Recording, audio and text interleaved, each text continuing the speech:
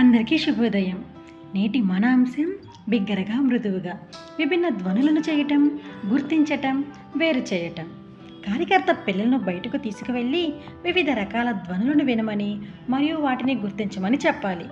ఆదర్శిల book page number 146, 147లో ఉంటుంది.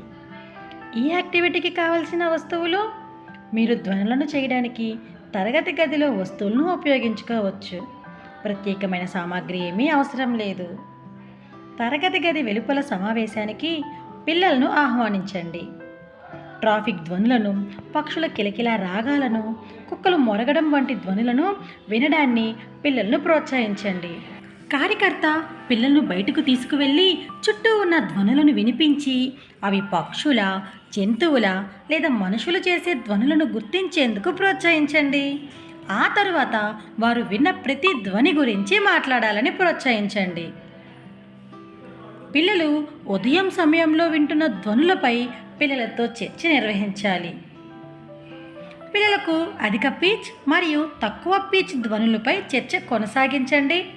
Rhythm మరియు టెంపోపై కూడా అవగాహన కలిగించండి. పిల్లలను వివిధ పిచ్లతో పాటలు పాడేలా ప్రోత్సహించండి. ఆదర్శిల బుక్లో ఉన్నటువంటి 146, 147 పేజీలను చూసి ఈ యాక్టివిటీ చేపించండి. Thank you.